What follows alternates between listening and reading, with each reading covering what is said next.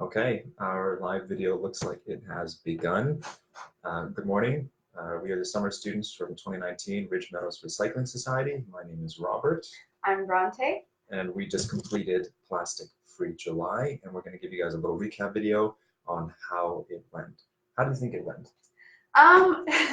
For me, it started out all right, but as the month went on, it became a lot harder to sort of put in the effort to remain plastic free. So I did accumulate some plastic, but probably significantly less than I would have in a normal month. Right.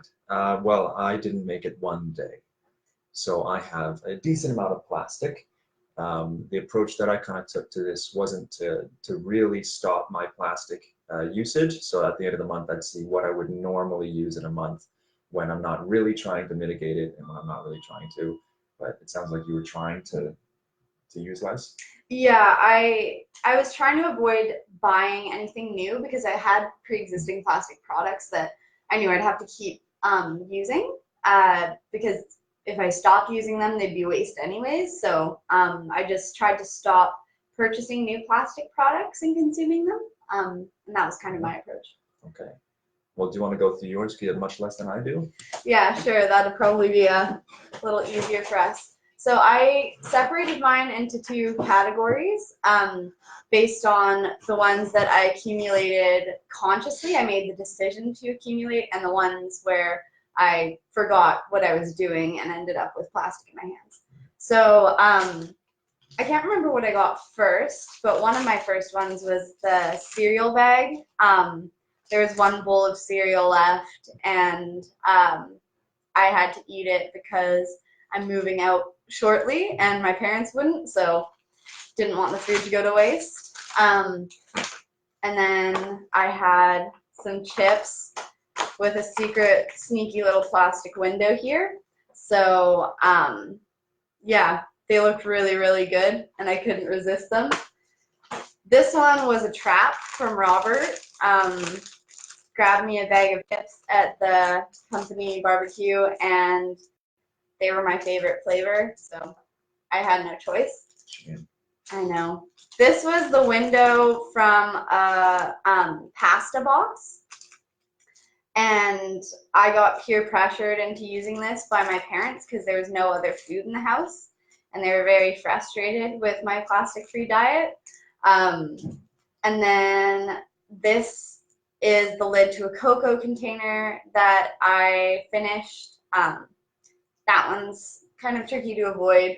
I guess I could have, it was already there, but I could have hypothetically bought more cocoa in bulk. And then my unconscious ones, I got a spoon accidentally. I got ice cream and they tossed a spoon in it, and I walked away from the counter without realizing, and then I remembered that spoons are plastic. This I got on a hike. My friend gave it to me, and I was about halfway through before I realized it was plastic. And this one was something. I can't remember what. I think this was my first piece of plastic. It was the window from something. Probably another pasta box or something. Yeah, probably another pasta box. Right? And then this was sort of an unavoidable plastic. I got a letter mailed to my address, and it had a plastic window in it, so there's nothing I could do to avoid this one. That's a tough one. Yeah. Okay, well, I think that's pretty good for a month for plastic. I've got a little bit more than that. I'll start it off with this very special tab that I personally tore off an ice cream container for obvious reasons. The things like going to the store and realizing you don't have reusable bags with you. I always remember when I leave the house, but I was going straight from work, so I didn't have it. The next time I went, I just carried everything out awkwardly in my arms without a bag, but whatever, I've accumulated it. Costco pistachios. This was a family treat, but I had most of them, so it's my burden to carry.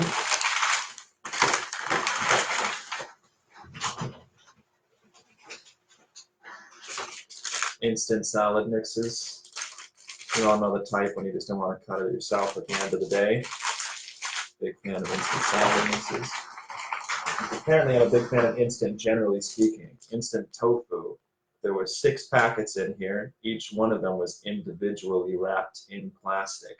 I didn't take all of them because that'd be too long of a video to go through the same packaging every single time. Here's the big ticket item that was kind of unfortunate.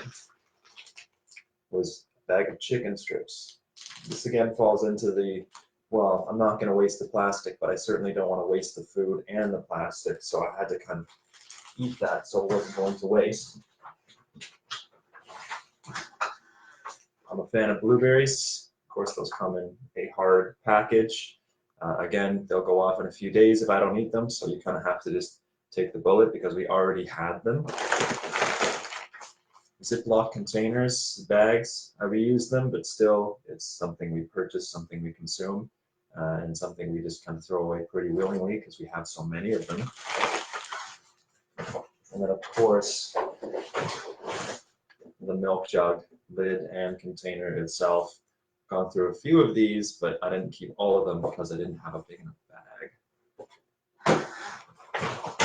Now we get into the fine little stuff. The tear top away from a packet of berries. And then the things that you don't realize that you accumulate in your life that are plastic, such as allergy medication pills coming in blister packaging, gift cards that you accumulate just over time, plastic. Definitely won't be able to see it, but I've got this string that you tear off clothes for the labels when you buy something new, and those are kind of, well, they're definitely avoidable, but I didn't avoid them. Got some avocado netting. My very first item, which was actually a bread bag, and when I accumulated this on my first day of the challenge, our boss Leanne here gave me the challenge to keep all of my plastic for the month within this bag. And once I had the milk jug, I knew that wasn't going to happen. So that is my plastic and all that I have accumulated. So Bronte, what areas do you think were hardest for you? Definitely food. All of my plastic, save the letter window, was food. And I think that's because food's what we're purchasing the most frequently. Right. We constantly have to replenish our supply of food, and things like toiletries and clothing, we can just kind of stop buying while we're doing a challenge like this. But food, we do have to eat. Kind of. Yeah. So you have to keep buying food no matter what. And I think for the first week, I ate basically just rice. And then in the second week, I got a loaf of bread. And so that was my second week. Was just bread. Right. So it definitely limits your diet when you're trying to live in a house that isn't plastic free and you're not buying your own groceries, because for the summer, I'm living with my parents. Right. I think if we were taking on this challenge when we're living on our own and buying our own food, it would be a lot easier to do. But sharing food resources and trying to adapt them to become plastic free is very difficult. I definitely agree with that. Almost all of mine in there kind of started with food, and then I kind of got into the swing of it and hit, I would say, a lull in plastic from food. But then it was like, the things that you notice start running out. Like, oh, I'm almost out of shampoo. Is that going to be in my pile? I ran out of allergy medication. That went into the pile. But new clothes. And then I had all these things that I didn't think about because I knew food would be a high plastic area, but I didn't think about all these other places. So that was kind of eye-opening from that. And to kind of end it off, what do you think that you really took away from it that will continue not just through Plastic Free July, but in your everyday life? I mean, even though I wasn't plastic free, it makes you think about all the plastic you're accumulating. So you start to see the plastic in your house. I started to see my plastic toothbrush, my plastic floss container with plastic floss inside of it, and my shampoo bottles, like you were saying. And although food is challenging, there are some ways that we can cut down on our plastic use in food. But what I really think I want to change is my more infrequent purchases. I think I can switch those to plastic without too much of an issue, switching to things Right. like safety razors, shampoo bars instead of liquid shampoo containers, things along those lines. I think that makes a lot of sense. I definitely agree with that. I definitely feel like I became kind of hyper aware of everything in my life, like the pen I'm holding. Oh, that's Yeah. plastic. Everything that we kind of touch has in some way been affected by plastic recently. So we can start buying reusable and start trying to be more sustainable, but it's definitely difficult. And plastic has reached into every single facet of life now, basically. So Plastic Free July will definitely kind of continue in my eyes for Yeah. me, trying to reduce. Obviously, I didn't make it through Plastic Free July anyway, but moving forward, I'll just do my best to try to reduce. Yeah. I think that's a good way to start. Cool. Yeah. Well, thank you guys for tuning in for our Plastic Free July broadcast. And hopefully you guys will give it a try next month, next July, whenever you want to, for a week, 3 days, 1 day, and see what you can learn. Have a good day.